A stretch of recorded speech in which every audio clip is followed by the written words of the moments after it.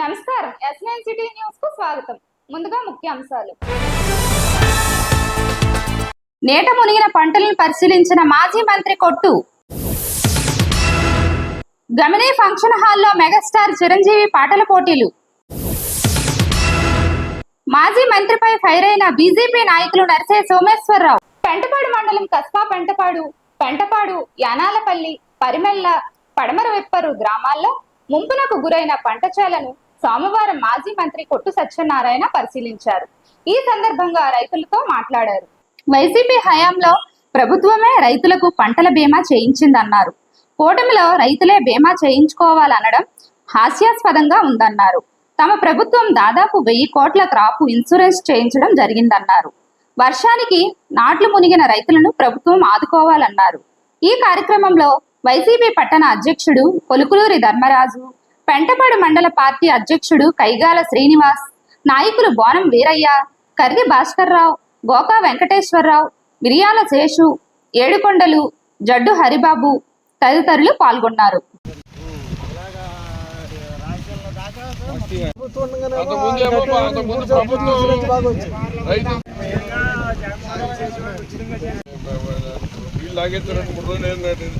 ఇవాళ మన తాడేపల్లిగూడెం నియోజకవర్గం ఇటీవల రోజు కురుస్తున్న వర్షాలకి చాలా ఇబ్బందులు ఇక్కట్లో రైతాంగం అంతా కూడా మునిగిపోయారు.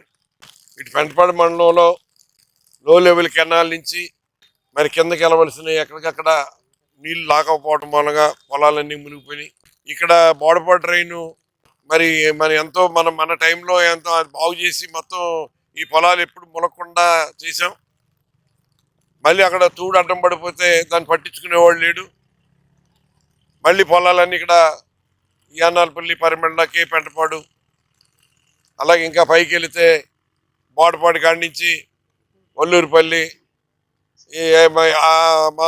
పొలాలన్నీ కూడా మునిగిపోయి ఆ టైం నుంచి చూసుకుంటూ వస్తూ ఉన్నాం. ఆగితిపాడు, మధునూరు అన్నీ కూడా రైతాంగం తీవ్రమైన ఇబ్బందుల్లో ఉన్నారు. ఇవాళ ప్రభుత్వానికి వాళ్ళు ఏం బాధ్యత తీసుకుంటున్నట్టుగా కనపడుతున్నా. ఇవాళ మునిగిపోయిన పొలాలు చూడటానికి వచ్చి మీకు ఇన్పుట్ సబ్సిడీ ఇస్తాంలే అని కంటి తుడుపు చర్యలు మాట్లాడతాం. గత సంవత్సరం మీరు అధికారంలోకి వచ్చిన సంవత్సరం మునిగిపోయిన పొలాలకి ఇవాళకి ఇంకా 35 నుంచి 40% ఇన్పుట్ సబ్సిడీ రావాల్సిన బకాయిలు ఉన్నాయి.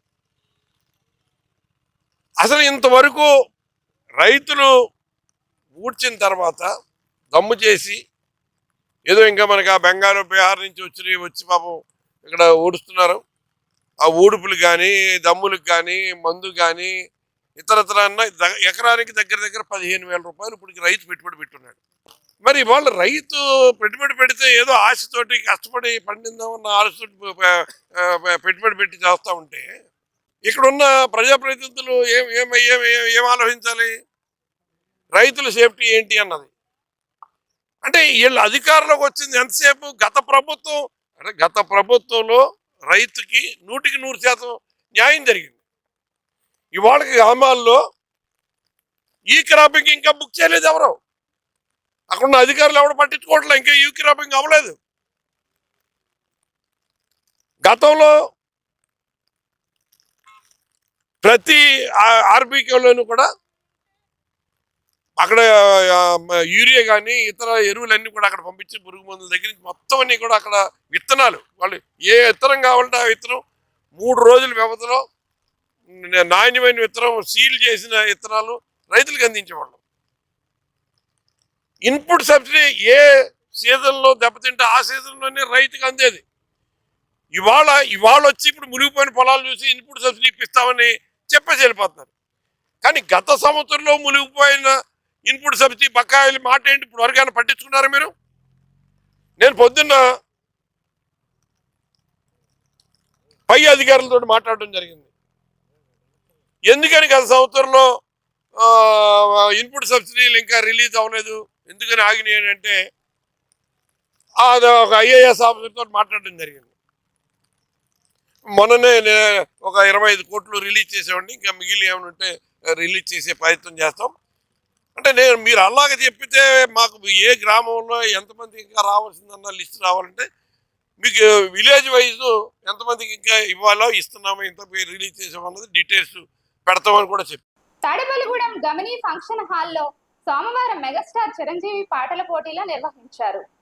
తొలుత లోటస్ విద్యా సంస్థల ప్రిన్సిపల్ బొలిశెట్టి దేవిప్రియ జ్యోతి ప్రజ్వలన చేసి ప్రారంభించారు. బొలిశెట్టి రాజేష్ ఈ కార్యక్రమంలో పాల్గొని మాట్లాడుతూ మెగాస్టార్ చిరంజీవి సినిమా రంగంలో స్వతహాగా తన ప్రతిభను కనబరుస్తూ వచ్చారన్నారు. ఆయన పేరున చిరంజీవి యువత పాటల పోటీలు నిర్వహిస్తున్నందుకు అభినందనలు తెలిపారు. ఈ కార్యక్రమంలో అఖిల భారత చిరంజీవి యువత నాయకుడు గట్టు గోపీకృష్ణ, జనసేన నాయకులు కసిరెడ్డి మాధవీలత, మాకా శ్రీనివాసరావు, తోట రాజా, సత్యనారాయణ తదితరులు పాల్గొన్నారు. అలాగే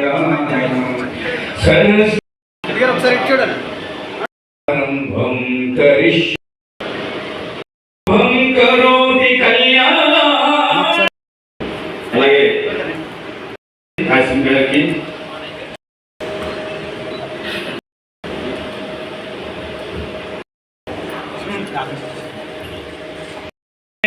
జై గణేష పాహి మాం జై గణేష్. సినిగారెడ్డి చూడండి. అయితే ప్రతి ఒక్కరు వాళ్ళు సొంతంగా ప్రూవ్ చేసుకుని వాళ్ళు టాలెంట్ చూపించుకొని వచ్చారు. సో ఇలా చెప్పుకుంటూ పోతే చిరంజీవి గారి గురించి మనం చెప్పుకుంటూనే ఉండాలి. సో అలాంటి వ్యక్తికి మనం ఫ్యాన్స్గా ఉండడం మనం గర్వపడుతూ ఇలాంటి ఎన్నో బర్త్డేస్ మనం చేసుకోవాలి. ఆయన పేరు చెప్పి మొత్తం మన ఆంధ్ర మొత్తానికి ఒక సింగింగ్ కాంపిటీషన్ పెట్టి దానికి ఈ లెవెల్లో చేస్తున్న అఖిల భారత చిరంజీవి యువత అవచ్చు, తాడేపల్లిగూడెం చిరంజీవి యువత అవచ్చు, అందులో ఉన్న ప్రతి ఒక్క మెంబర్కి కూడా నేను నా నమస్కారాలు తెలియజేస్తాను. ఇలాంటి ఒక మంచి కార్యక్రమం మీరు పెట్టి ఇంత మీ భుజాల మీద ఇంత బరువును వేసుకుని ఇంత కార్యక్రమం చేసి దాంట్లో మమ్మల్ని కూడా భాగస్వామ్యం చేసినందుకు వీళ్ళందరి ముందు నేను చిరంజీవి గారి గురించి మాట్లాడే అవకాశం కల్పించినందుకు మీ అందరికీ నా మనస్పూర్వక నేను నా నమస్కారాలు తెలియజేసుకుంటూ సెలవు తీసుకుంటున్నాను. మరొకసారి మళ్ళీ నెక్స్ట్ సంవత్సరం ఇదే చిరంజీవి గారి బర్త్డేకి ఇంకా మంచి గ్రాండ్ కార్యక్రమం చేస్తూ మళ్ళీ కలుద్దామని చెప్పేసి తెలియజేసుకుంటూ సెలవు తీసుకుంటున్నాను. Thank you. తాడేపల్లిగూడెం తన కార్యాలయంలో బీజేపీ జిల్లా మీడియా కన్వీనర్ నర్సే సోమేశ్వరరావు విలేకరుల సమావేశం నిర్వహించారు.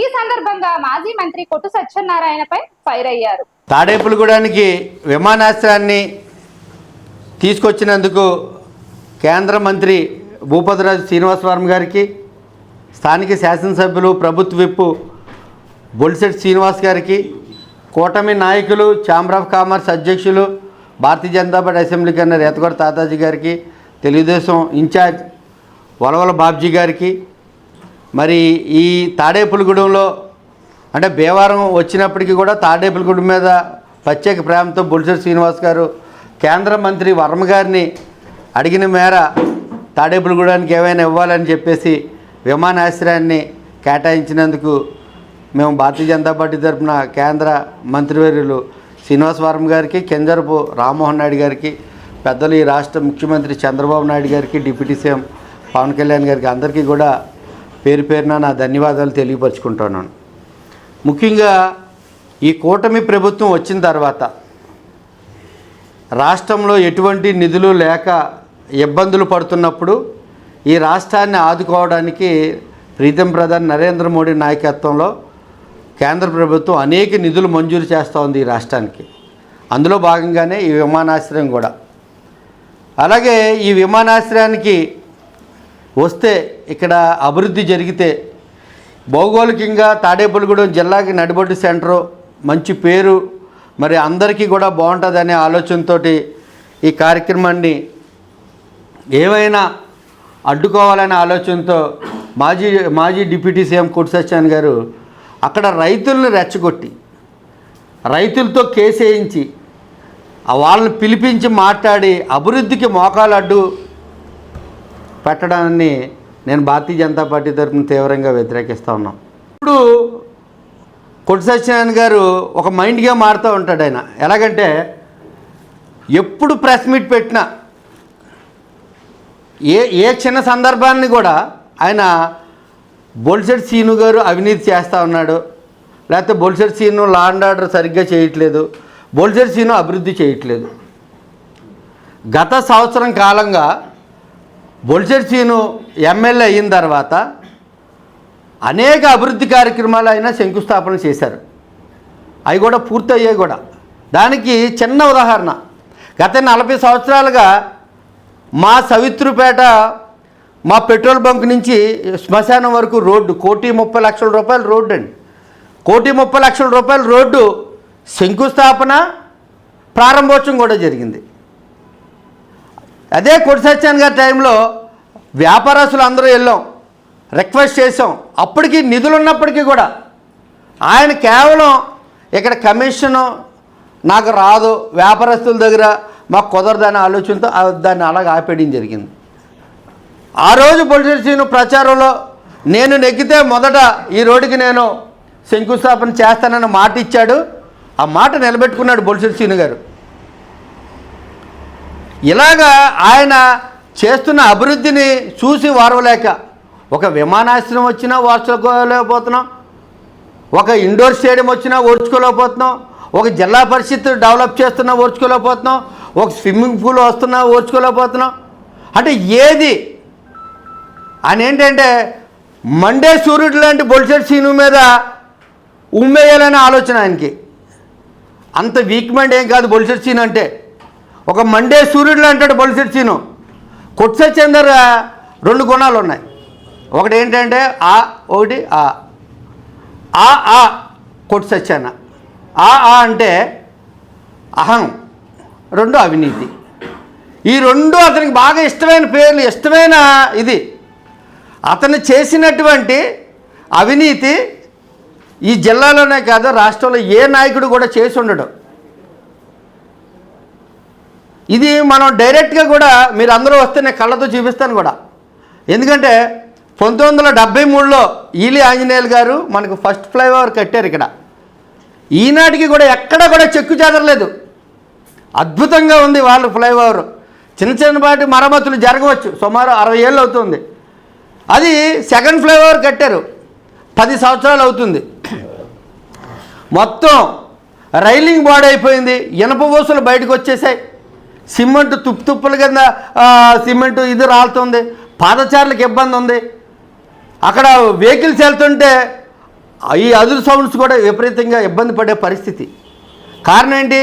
నిన్న మన బొలిశెట్టి సీను గారు చెప్పడం జరిగింది, సెకండ్ ఫ్లైఓవర్లో నువ్వు కొట్టేసిన డబ్బులు 5 కోట్లతో నువ్వు ఇల్లు నిర్మాణం చేసుకున్నావని. అప్పుడు మేమందరం కూడా కొట్టి సత్యాన్ గారి దగ్గర ఉండేవాళ్ళం. అప్పుడు పనిచేసిన ఇంజనీర్ డి గారిని ఈ ఫ్లైఓవర్తో పాటు అతని ఇంటికి కూడా శంకుస్థాపన చేస్తే 2 శంకుస్థాపనలు ఒకసారి జరిగాయి. ఇక్కడికి వచ్చే సిమెంట్ బస్తాలన్నీ కూడా అక్కడ దిగడం, ఇక్కడికి వచ్చే ఐరన్ అక్కడ దిగడం. మరి దీంట్లో లోపాల వల్ల సరైన సిమెంటు ఐరన్ లేకపోవడం వల్ల ఇవాళ ప్రజలందరూ ఇబ్బంది పడుతున్నాం కదా. ఒక ఫ్లైఓవర్ కట్టామంటే 40-50 ఏళ్ళు ఉండాలనే కదా మనం కడతాం. అటువంటి ఫ్లైఓవర్ ఇవాళ 10 సంవత్సరాలు కూడా అయ్యేసరికి తుప్పట్టేయడం, దానికి మళ్ళీ ఈయన ఒక పెద్ద బొమ్మ కొట్టి సత్యాన్ గారు, మరి భారీగా పెద్ద బొమ్మ. తాడేపల్లిగూడెం మండలం ఎల్ అగ్రహారం గ్రామంలో విఘ్నేశ్వర స్వామి వారి ఆలయాన్ని నూతనంగా నిర్మించారు. సోమవారం ఆలయంలో విగ్రహ ప్రతిష్ఠ నిర్వహించారు. రాష్ట్ర భవన నిర్మాణ కార్మికుల సంక్షేమ బోర్డు చైర్మన్ వలవల బాబ్జీ ఈ కార్యక్రమంలో పాల్గొన్నారు. స్వామివారిని దర్శించుకుని ప్రత్యేక పూజలు నిర్వహించారు.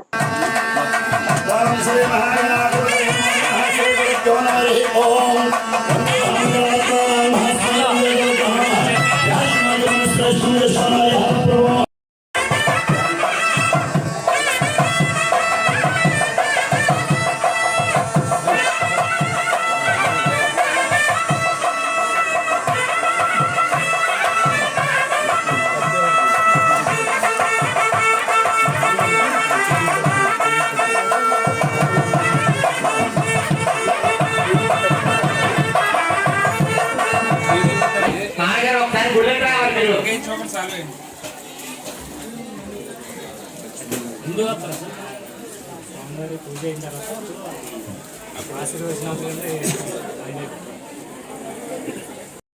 ఇవాళ నువ్వు సేవ చేసా అక్కడ నీకు పెళ్లి చేయాలనే కదా. ఎప్పుడో ఒకప్పుడు ఆ ధర్మం నిన్ను కాపాడుతుంది, ఎప్పుడో కూడా పుణ్యం నిన్ను కాపాడుతూనే ఉంటుంది. కాబట్టి మనకి ఏదో వస్తుంది అనేటువంటి భావంతో దేవుడు కూడా చేయగల. ఇవాళ కథ రేపైనా, రేపు కథ ఎల్లుడైనా, లేదా నీ వంశంలో నీ బిడ్డలకి మనవలకి తరతరాల వాళ్ళకి కూడా భగవంతుడి యొక్క అనుగ్రహం కలిగి ముందుకు వెళ్తుంది. కాబట్టి ఈ సనాతన ధర్మాన్ని ఎప్పుడు కూడా విడిచిపెట్టకుండా ధర్మాన్ని ముందుకు నడిపించండి. సనాతన ధర్మం అంటే ఏదో ఇది కొట్టేసుకోవచ్చు కాదు, 10 మందిని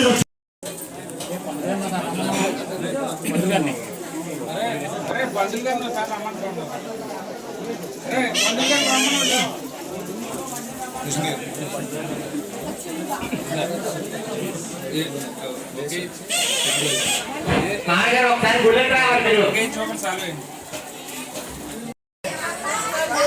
3వ తారీఖున నిర్మాణం అయితే, ఆగస్టు 3వ తారీఖున శంకుస్థాపన అయితే, ఆగస్టు 18వ తారీఖు ప్రతిష్టా కార్యక్రమం 15 రోజుల్లో అయిపోయింది. చూడండి స్వామివారి దగ్గర ఎంత శక్తి ఉందో, వీళ్ళకి ఎంత శక్తి ఇప్పుడు అయిపోయింది. ప్రతిష్ట కూడా పెట్టేశాం.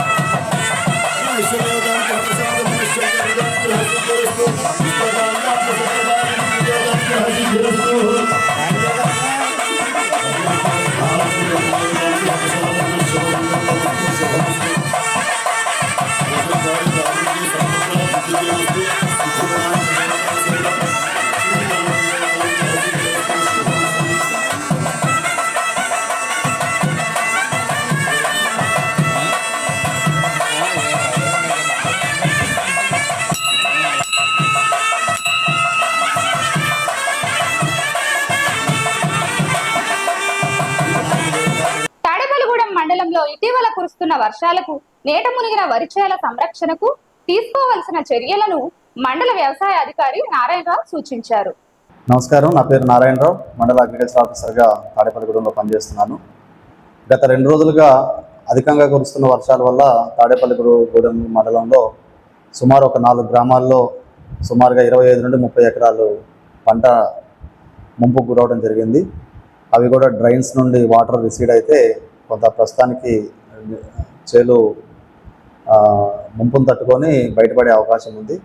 ఎక్కడైనా కానీ వరి చేలు ఈ వర్షానికి కనుక ముంపుకు గురయ్యి వాటి నుండి నీటి నుండి తేలిన తర్వాత వెంటనే మొక్కకు కార్బండిజం కానీ బావెస్ట్ M45 కానీ ఈ 2 రకాల మందులు ఏదైనా కానీ ఒకటి కానీ, లేదంటే 2 కాంబినేషన్లో ఉన్న మందు స్ప్రింట్ అనేది ఉంది. ఈ మూడిట్లో ఏదో ఈ తెగులు మందు ఒకసారి ఎకరానికి లీటర్కి 1.5 గ్రాముల చొప్పున పిచికారీ చేసుకుంటే కొంతవరకు నీటి ద్వారా వచ్చే తెగుళ్ళని మనం కంట్రోల్ చేసిన వాళ్ళం అవుతాం. అలానే ముంపుకు గురైన చేలలో తప్పనిసరిగా ఎకరానికి 10 కేజీలు పొటాష్, 10 కేజీలు యూరియా కనుక వేసుకుంటే తక్షణం మొక్కకి రిజ్యూనేట్ అవటం, అలానే మొక్క శక్తి ఈ ఎరువుల ద్వారా రావడం జరుగుతుంది. అందువల్ల ముంపుకు గురయ్యి నీటి నుండి బయటపడిన ప్రతి పొలానికి కూడా పై చెప్పిన ఈ 2 తెగులు మందు కానీ అలానే పొటాష్ యూరియా కానీ బూస్టర్ డోస్ కింద వేసుకుంటే చేను మళ్ళా సాధారణ స్థితికి రావడం జరుగుతుంది. అలానే పంటకి మంచి దిగుబడులు కూడా రాబోయే రోజుల్లో ఉంటాయి. ఇంకొక ముఖ్యమైన విషయం, వ్యవసాయ శాఖ తరఫున ఈ సార్వ పంటల బీమా పథకం ఆగస్టు 15కి ముగుస్తుందని చెప్పేసి మొన్నటి వరకు మాకున్న గడువు తేదీ. ప్రస్తుతం కేంద్ర ప్రభుత్వం ప్రధానమంత్రి ఫసల్ బీమాకు సంబంధించి బ్యాంక్ లోన్ తీసుకున్న రైతులకు ఈ నెల 30వ తారీఖు వరకు ఎక్స్టెండ్ చేయడం జరిగింది. అంటే బ్యాంక్ రుణాలు పొందిన ప్రతి రైతు తరఫున బ్యాంకరు వాళ్ళ అనుమతి తీసుకొని పంటల బీమా కట్టాలి. కానీ ప్రస్తుతానికి అన్ని బ్యాంకుల్లో కూడా సక్రమంగా పూర్తి స్థాయిలో ఈ కార్యక్రమం నిర్వహించలేదని కేంద్ర ప్రభుత్వం ఆగస్టు 30వ తారీఖు వరకు బ్యాంకు నందు రుణాలు పొందిన రైతులకు ఇన్సూరెన్స్ కట్టుకునే అవకాశం బ్యాంకుల ద్వారా కల్పించడం జరిగింది. అలానే కౌలు రైతులకు, అలానే లోన్ తీసుకొని పంట రుణం పొందని రైతులకు ఎక్స్టెన్షన్ కావాలని రైతులందరూ అడుగుతున్నారు. అది మనం ప్రభుత్వానికి పంపించడం జరిగింది. ప్రస్తుతానికైతే ఏ విధమైన ఎక్స్టెన్షన్ నాన్ లోన్ ఫార్మర్స్కి లేదు. ఏదైనా సమాచారం రాబోయే 2-3 రోజుల్లో ఎక్స్టెన్షన్ అయినట్టుగా ఏదైనా సమాచారం వస్తే మళ్ళా పత్రికా ప్రకటన ద్వారా రైతులందరికీ రైతు సేవా కేంద్రాల ద్వారా తెలియజేయడం జరుగుతుంది. ఈ వార్తలు ఇంతటితో సమాప్తం. తిరిగి మరలా రేపు కలుసుకుందాం.